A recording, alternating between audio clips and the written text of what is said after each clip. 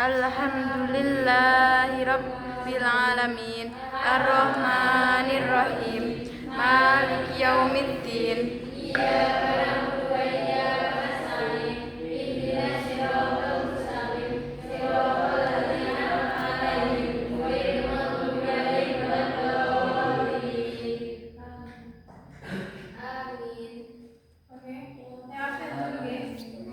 Oke, yang absen dulu guys. Atika, Aulia,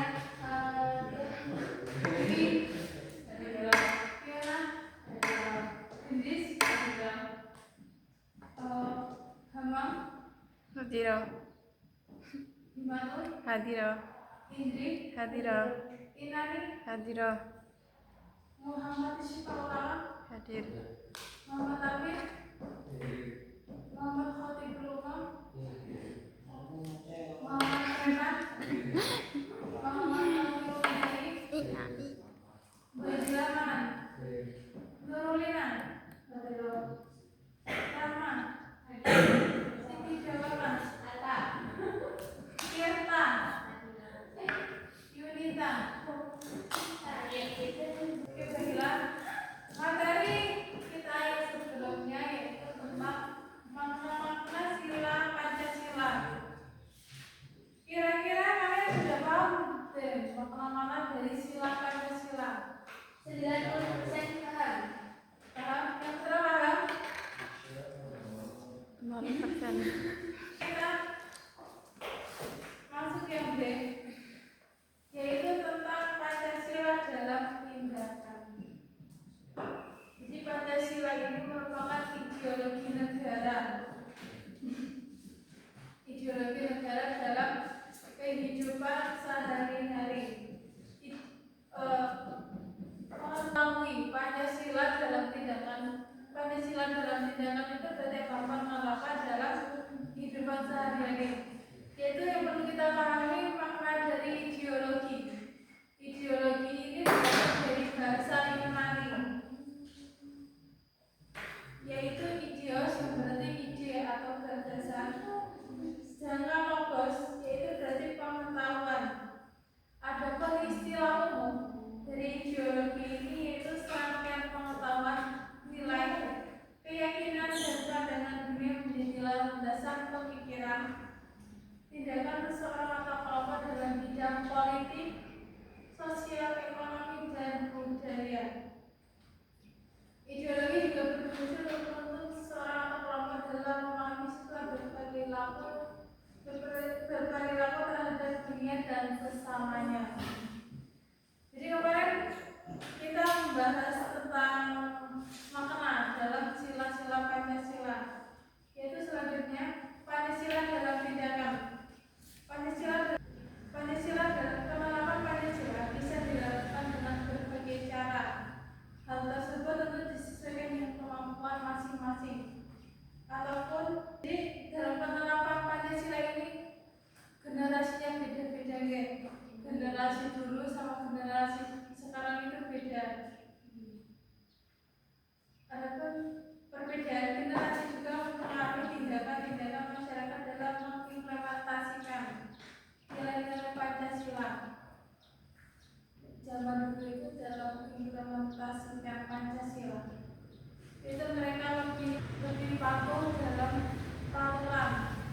Contoh, umpamanya di dalam di rumah gitu, contoh di dalam di sekolah, mereka itu mengimplementasikannya yaitu patuh dan taat kepada guru. Umpamanya guru ini menjelaskan dijelaskan. Kalau sekarang ya sami mawon tapi banyak tidur gitu. Adapun contoh penerapan Pancasila yaitu seperti kegiatan di sekolah ataupun seperti kegiatan PMR, penggalangan dana, kegiatan bernegara, menjadi aktif, menjadi pelajar teladan, dan berbagai tindakan lainnya. Ini merupakan penerapan Pancasila dalam penerapan atau tindakan Pancasila dalam kehidupan sehari-hari. Itu apalagi yang menjadi penerapan atau tindakan Pancasila dalam sekolah, mengikuti upacara bendera pada hari Senin.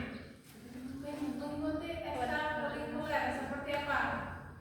Pramuka ataupun untuk ekstrakurikuler PMR.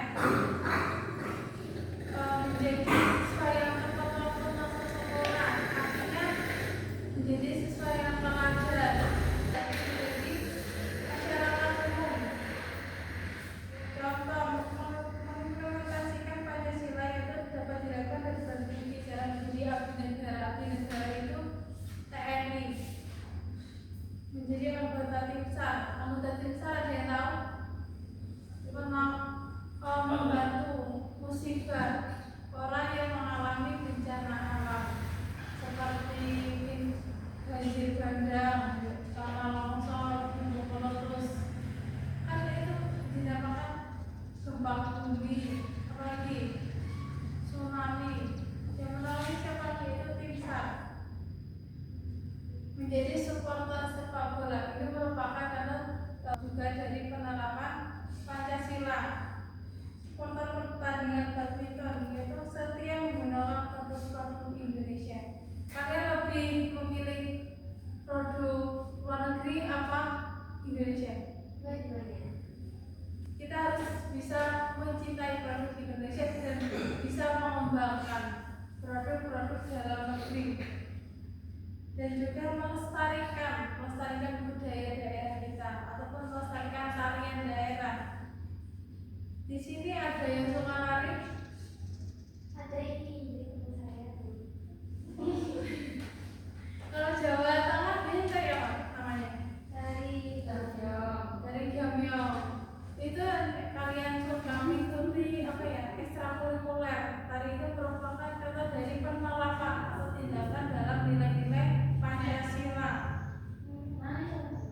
Jadi contoh-contoh yang tadi saya sebutkan bahwa dalam tindakan atau praktik masyarakat dengan baik, terutama generasi muda, setiap generasi muda harus bangga dengan Pancasila. Pancasila bukanlah sesuatu yang baru atau asing, tapi Pancasila ini sudah tertanam sebelum Indonesia merdeka. Itu Pancasila ada nilai-nilai Pancasila. Jadi Pancasila ini sudah menjadi budaya kita jauh sebelum bangsa ini merdeka. Jadi sebagai generasi muda kita ini harus bisa menerapkan nilai-nilai Pancasila. Oke? Pada pembelajaran pagi ini saya ada tugas kalian, yaitu kalian buatlah kelompok. Satu kelas berapa? 20 orang. 18 orang. Jadi ini satu kelompok saya bagi menjadi 3 kelompok ya. Ini kelompok 1, ini kelompok 2, jadi ini kelompok 3.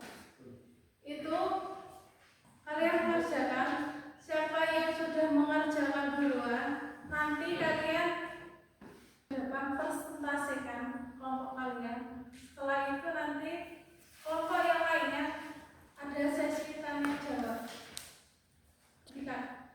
Oke, baiklah, kelompoknya sudah saya buat.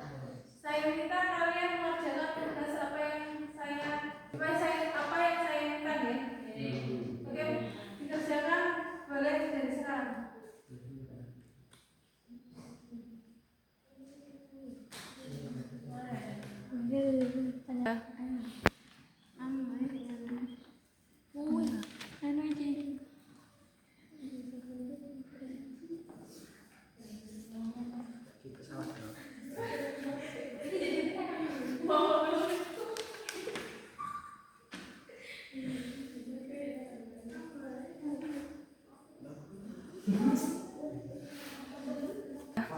Oke, baiklah.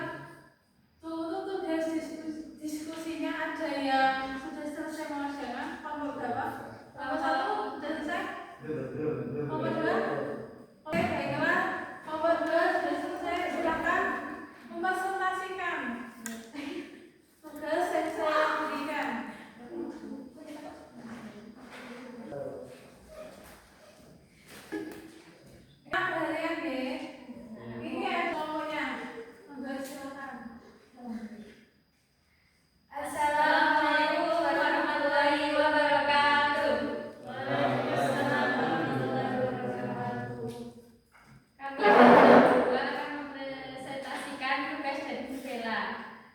yaitu contoh perilaku yang mencerminkan kemanusiaan yang adil dan beradab. Dan cara kita menerapkan nilai ketuhanan yang Maha Esa. Pertama, cara kita menerapkan nilai ketuhanan yang Maha Esa yaitu mempersilahkan teman untuk menyelesaikan ibadah dan tidak memaksakan kepada agama lain.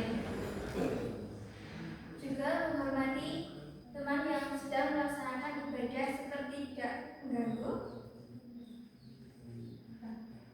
dan menghargai agama teman yang berbeda sendiri di suatu kelas maupun lingkungan. Selanjutnya yaitu contoh perilaku yang mencerminkan kemanusiaan yang adil dan beradab. Seperti di lingkungan sekolah tidak membeda-bedakan teman dan selalu bersikap adil. Dari penjelasan kita kali ini, apakah ada yang ingin ditanyakan?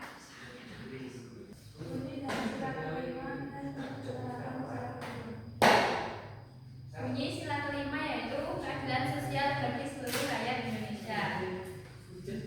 Contoh penerapannya, pembagian pajak dengan adil, pajak kendaraan, pendidikan, dan lain-lain sebagainya. Terima kasih. Oke, monggo lain ada yang ditanyakan? Monggo satu, monggo.